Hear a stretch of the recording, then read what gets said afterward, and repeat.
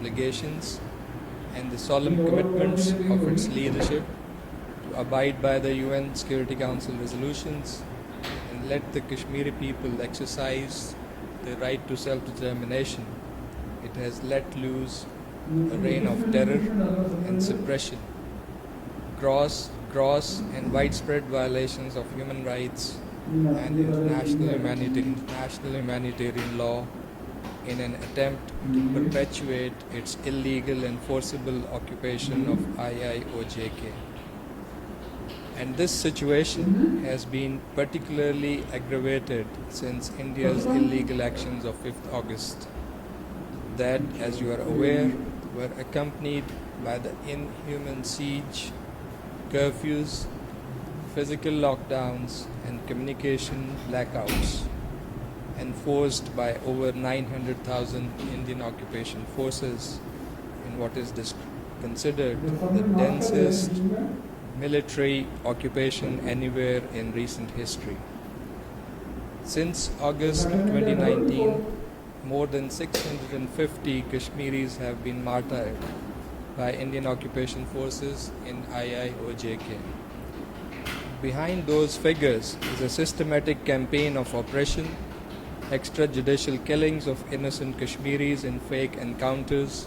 and so-called cordon and search operations, custodial deaths,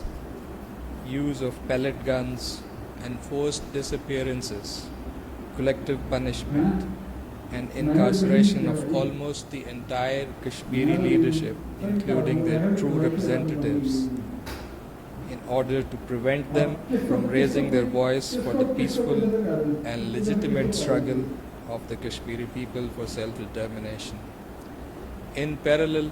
there is a series of arbitrary legal and administrative steps, including land confiscation, influx of non-Kashmiris, creation of alien settlements,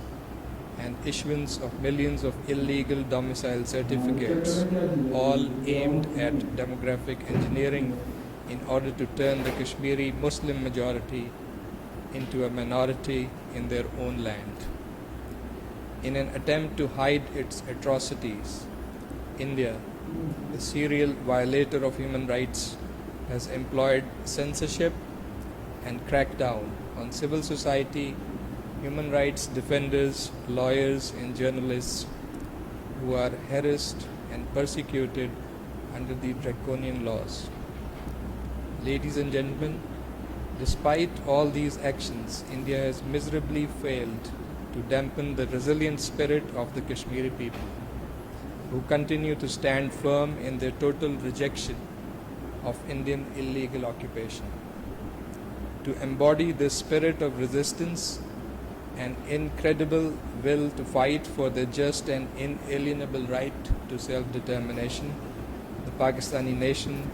will join the Kashmiris in IIOJK,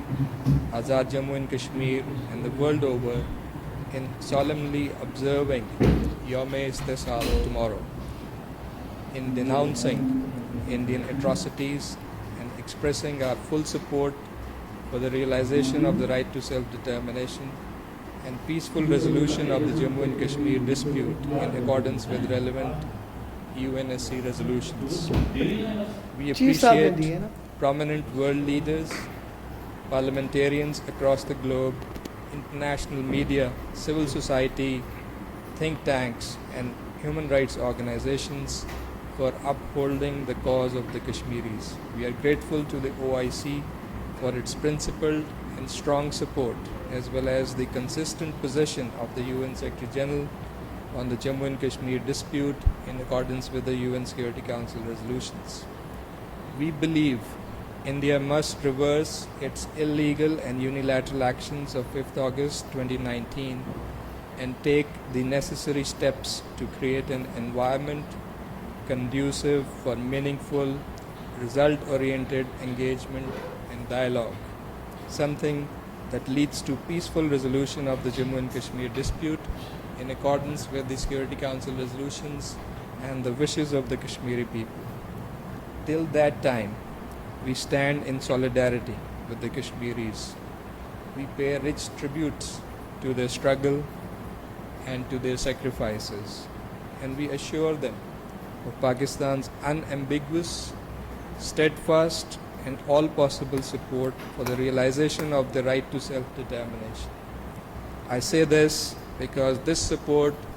is based on complete unanimity and national consensus, which will be in full display